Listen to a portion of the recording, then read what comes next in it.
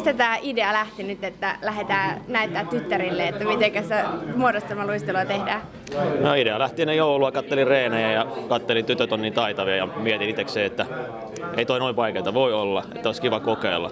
Sitten Eekin Tomille sanoin, siinä oltiin samaan aikaan katsomassa reenejä, niin mitä luulet, että jos me laitan sähköpostiin, niin kuinka moni lähtee? Niin Tomi sanoi, että ilman muuta laita, että toi on huikea idea. Ja sitten laitoin sähköpostit illalla menemään, niin seuraavaan päivään meitä oli varmaan 14-15. Ilmoittautunut, että lähtee ilman muuta mukaan tähän tempaukseen. Siitä se lähti.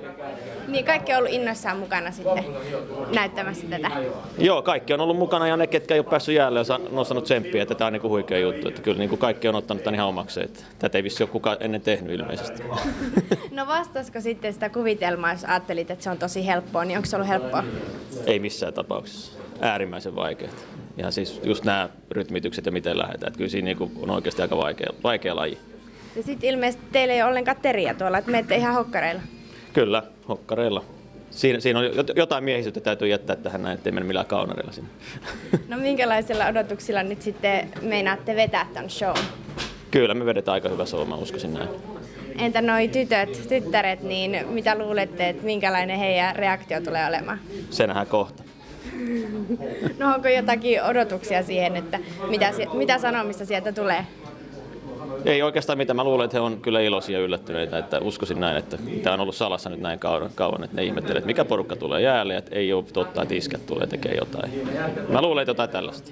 No muodostelmaluistelu MM-kisat on just nyt meneillään, niin onko teillä tavoitteena sitten ensi vuonna osallistua? Kyllä me aiotaan osallistua ilman muuta. No tällä hetkellähän noilla tytöillähän on tuolla semmoisia ihania innostushuutoja, niin ootteko te ehtinyt tekemään jonkun semmoisen oman kannatushuudon? Ollaan. No voisiko se kuulla se teidän kannatushuudon, minkälainen teillä on? We are steps, we are the steps. Yes. Kiitos. No niin, elikkä me tullaan jäälle. Kierretään tosta, häädetään littarit pois jäältä.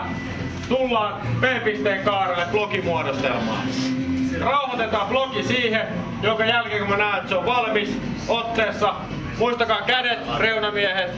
Ja lähdetään laskennasta 5, 6, 7, 8 ja lähdetään.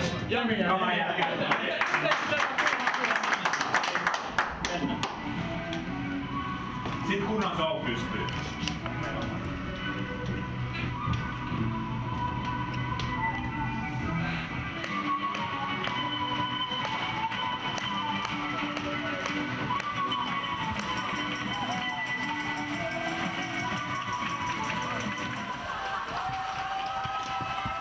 Etelä-Vantaan taitoluistelijoiden Little Step-muodostelmajoukkue koki kevään treeneissä yllättävän käänteen.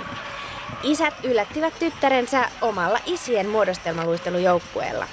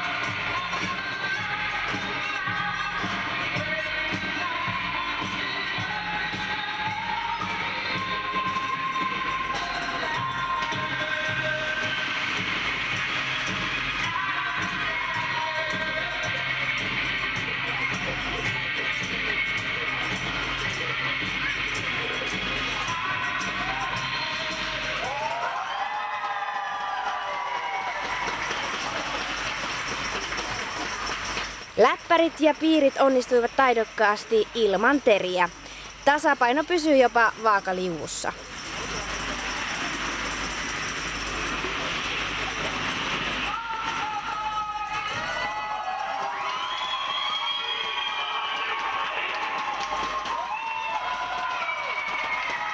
Isien esitys oli hiottu tsemppihuutoja myöten.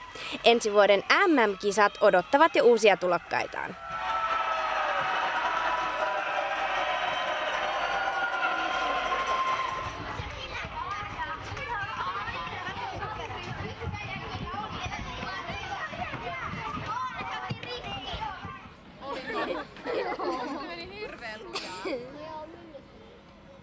Miten niillä isillä nyt sitten meni tuolla jäällä? Ihan hyvin. Olitteko te ihan yllättyneitä? Joo. No, mikä oli kaikista vaikein temppu? Mitä temppuja ne teki? Sissisilisko ja vaakaliuku. Mitä pisteitä tulisi iskälle nyt? 20. Ja pääsis mukaan joukkueeseenkin vai? Joo. Yes. Loistavaa. Miltä tuntui nähdä oma iskä tuolla? Siistiltä. Oliko sä ihan yllättynyt? Joo. Siinä vaiheessa, kun tuli tommosia harmaita miehiä tuonne jäälle, niin osaisitko aavistaa mitään? En. Tiesitkö, että sun iskä on treenannut monta kertaa viikossa salaa sulta tätä? En. Ootko yllättynyt taidoista? Joo. No entä jatkossa, aiotko ottaa sitten iskän mukaan ja vähän opettaa lisää? En tiedä.